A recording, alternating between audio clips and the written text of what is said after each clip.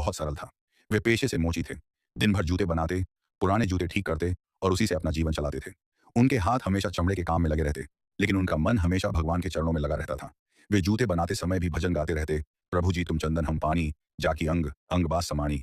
जो भी उनके पास आता, उसे केवल एक मोची नहीं दिखाई देता था, बल्कि एक ऐसे संत का दर्शन होता था जिसकी आंखों में भक्ति का प्रकाश और हृदय में भगवान का प्रेम भरा था। उनकी झोपड़ी में हर समय साधु संतों का आना जाना लगा रहता था। कोई ज्ञान लेने आता, कोई आशीर्वाद लेने आता, तो कोई केवल उनके दर्शन करने आता। रविदास जी सभी का स्वागत बड़े प्रेम से करते। उनके लिए कोई छोटा बड़ा नहीं था, कोई ऊंच नीच नहीं था। उनके लिए हर जीव में भगवान का ही अंश था। एक दिन की बात है, सुबह का समय था। गंगा से ठंडी हवा चल रही थी। रविदास जी अपनी झोपड़ी के बाहर बैठे जूते सिल रहे थे और साथ साथ भगवान का नाम जप रहे थे। उसी समय एक वृद्ध व्यक्ति वहां आया। उसके कपड़े फटे हुए थे और वह बहुत कमजोर दिखाई दे रहा था। उसके चेहरे पर पीड़ा साफ दिखाई दे रही थी। वह धीरे धीरे चलते हुए रविदास जी के पास आया और बोला, महाराज, मैं बहुत दुखी हूँ। मेरी आयु पूरी होने वाली है। मुझे ऐसा लग रहा है जैसे मृत्यु मेरे बहुत पास आ चुकी है। मुझे बहुत डर लग रहा है। रविदास जी ने उसकी ओर प्रेम से देखा। उनकी आंखों में करुणा थी। उन्होंने धीरे से कहा, भाई, मृत्यु से डरने की आवश्यकता नहीं है। मृत्यु तो केवल एक द्वार है। यह शरीर नश्वर है, लेकिन आत्मा अमर है। जो भगवान का सच्चा भक्त होता है, उसके लिए मृत्यु भी एक उत्सव बन जाती है। वृद्ध व्यक्ति की आंखों में आंसू आ गए। उसने कहा, महाराज, मैं भगवान का बड़ा भक्त नहीं हूँ। मैंने जीवन में बहुत गलतियां की हैं। मुझे डर है कि जब यमराज आएंगे तो मुझे बहुत कष्ट होगा। रविदास जी ने कुछ क्षण आंखें बंद कर ली। फिर बोले, यदि तुम्हें सच्चे मन से पश्चाताप है और तुम भगवान का नाम लो, तो भगवान तुम्हें अवश्य क्षमा करेंगे। बैठो, मेरे साथ भगवान का नाम लो। वह वृद्ध वहीं बैठ गया। रविदास जी ने उसे भगवान का नाम जपने के लिए कहा। दोनों मिलकर भजन गाने लगे। राम नाम की लूट है, लूट सके तो लूट। धीरे धीरे उस वृद्ध के चेहरे पर शांति आने लगी।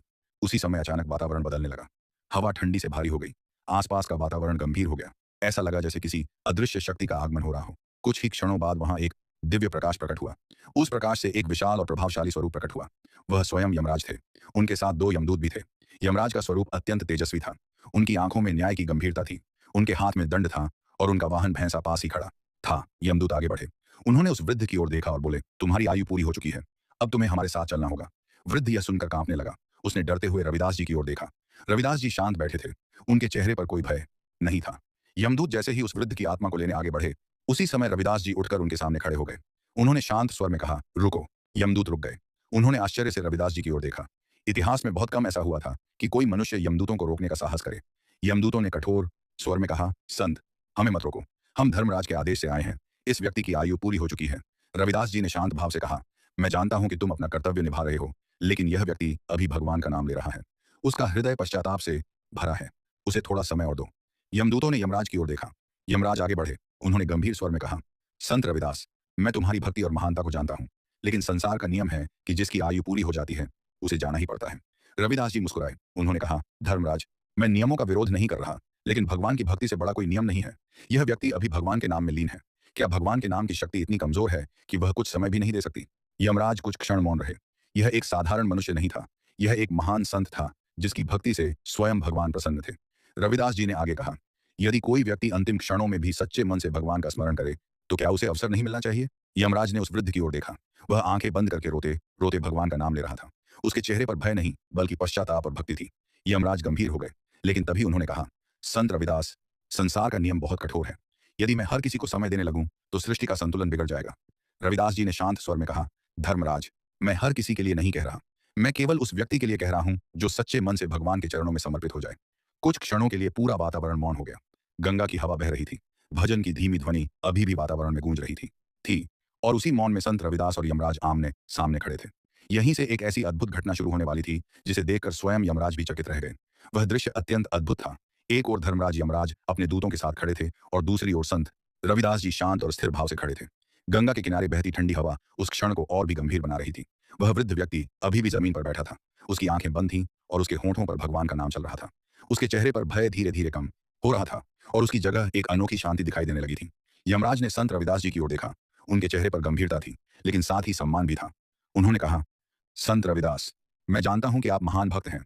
आपकी भक्ति से स्वयं भगवान प्रसन्न है, लेकिन सृष्टि का नियम अटल है। जिसकी आयु पूरी हो जाती है, उसे जाना ही पड़ता है। रविदास जी ने विनम्र स्वर में उत्तर दिया, धर्मराज, मैं भी नियमों का सम्मान करता हूं, लेकिन भगवान की करुणा नियमों से भी बड़ी होती है। यदि कोई व्यक्ति अंतिम क्षणों में सच्चे मन से पश्चाताप करे और भगवान का स्मरण करे, तो क्या उसे क्षमा नहीं मिल सकती? यमराज कुछ क्षणों तक मौन रहे। उन्होंने उस वृद्ध व्यक्ति की ओर देखा। अब वह रो नहीं रहा था। उसकी आंखों से आंसू तो बह रहे थे, लेकिन वे आंसू भय के नहीं, बल्कि भक्ति और समर्पण के थे। रविदास जी धीरे धीरे उसके पास गए और उसके सिर पर हाथ रख दिया। उन्होंने कहा, भाई, भगवान का नाम लेते रहो, सच्चे मन से प्रार्थना करो। वृद्ध ने कांपती आवाज में कहा, महाराज, मैंने जीवन भर बहुत गलतियां की हैं। मैंने कभी भगवान का सच्चे मन से स्मरण नहीं किया। आज मुझे अपनी भूलों का एहसास हो रहा है। यदि भगवान मुझे क्षमा कर दें तो मेरा जीवन धन्य हो जाएगा। रविदास जी की आंखों में करुणा भर आई। उन्होंने आसमान की ओर देखा और धीरे धीरे भगवान का नाम जपने लगे। राम राम राम। उनकी आवाज में इतनी भक्ति थी कि आसपास का वातावरण जैसे पवित्र हो गया। भजन की ध्वनि हवा में फैलने लगी। उसी समय एक अद्भुत घटना हुई। रविदास जी के शरीर से एक हल्का दिव्य प्रकाश निकलने लगा। वह प्रकाश धीरे धीरे बढ़ने लगा और पूरी झोपड़ी के आसपास फैल गया। यमदूत यह दृश्य देखकर चकित रह गए। उन्होंने पहले कभी ऐसा नहीं देखा था। यमराज भी गंभीर होकर उस प्रकाश को देखने लगे। यह कोई साधारण प्रकाश नहीं था। यह दृश्य देखा भक्ति का प्रकाश था। कुछ क्षणों बाद ऐसा लगा जैसे पूरा वातावरण भगवान के नाम से भर गया हो। वृद्ध व्यक्ति के चेहरे पर अब अद्भुत शांति थी। वह भगवान के नाम में पूरी तरह लीन हो चुका था। यमदूत धीरे धीरे आगे बढ़े, लेकिन जैसे ही वे उस वृद्ध के पास पहुंचे, अचानक वे रुक गए। उन्हें ऐसा महसूस हुआ जैसे कोई अदृश्य शक्ति उन्हें आगे बढ़ने से रोक रही हो। उन्होंने आश्चर्य से यमराज की ओर देखा। धर्मराज, हम आगे नहीं बढ़ पा रहे हैं। यमराज ने अपनी दिव्य दृष्टि से देखा। उन्होंने तुरंत समझ लिया कि यह शक्ति संत रविदास जी की भक्ति की शक्ति है। रविदास जी अभी भी भगवान का नाम जप रहे थे। उनकी आंखें बंद थीं और उनका चेहरा पूर्ण शांति से भरा था। यमराज कुछ क्षणों तक उस दृश्य को देखते रहे। फिर उन्होंने धीरे से कहा, संत रविदास, आपकी भक्ति सचमुच अद्भुत है। रविदास जी ने आंखें खोली और विनम्रता से कहा, धर्मराज, यह मेरी भक्ति नहीं है, यह भगवान की कृपा है। यमराज ने उस वृद्ध की ओर देखा। अब उसका चेहरा चमक रहा था। ऐसा लग रहा था जैसे उसके भीतर कोई नया प्रकाश जाग गया हो। यमराज ने गंभीर स्वर में कहा, यह व्यक्ति पहले भय और अज्ञान में था, लेकिन अब इसका हृदय बदल चुका है। यमदूत चुप खड़े थे। उन्होंने पहले कभी ऐसा दृश्य नहीं देखा था कि किसी संत की भक्ति के कारण वे अपना कार्य पूरा न कर सकें। यमराज कुछ देर तक सोचते रहे। फिर उन्होंने संत रविदास जी से कहा, संत, आपकी करुणा और भक्ति देखकर मैं प्रसन्न हूं। इस व्यक्ति को मैं कुछ समय और देता हूं। वृद्ध व्यक्ति ने जैसे ही यह सुना, उसकी आंखों से आंसू बहने लगे। वह तुरंत रविदास जी के चरणों में गिर पड़ा। महाराज, आपने मुझे नया जीवन दे दिया। रविदास जी ने उसे उठाया और कहा, नहीं भाई, जीवन भगवान ने दिया है। मैंने केवल तुम्हें भगवान का नाम लेने के लिए कहा। यमराज ने उस व्यक्ति से कहा, तुम्हें जो समय मिला है उसका उपयोग भगवान की भक्ति में करना। जीवन बहुत मूल्यवान है। वृद्ध ने हाथ जोड़कर कहा, धर्मराज, अब मेरा जीवन केवल भगवान की सेवा में ही बीतेगा। यमराज ने संत रविदास जी को प्रणाम किया। यह दृश्य देखकर यमदूत भी आश्चर्यचकित रह गए। धर्मराज जैसे देवता का किसी मनुष्य को प्रणाम करना बहुत दुर्लभ था। यमराज ने कहा, संत रविदास, यमराज ने कहा, आपकी भक्ति के सामने मृत्यु भी रुक सकती है। आपका हृदय इतना पवित्र है कि भगवान स्वयं आपसे प्रसन्न है। रविदास जी ने विनम्रता से उत्तर दिया, धर्मराज, सच्ची शक्ति केवल भगवान के नाम में है।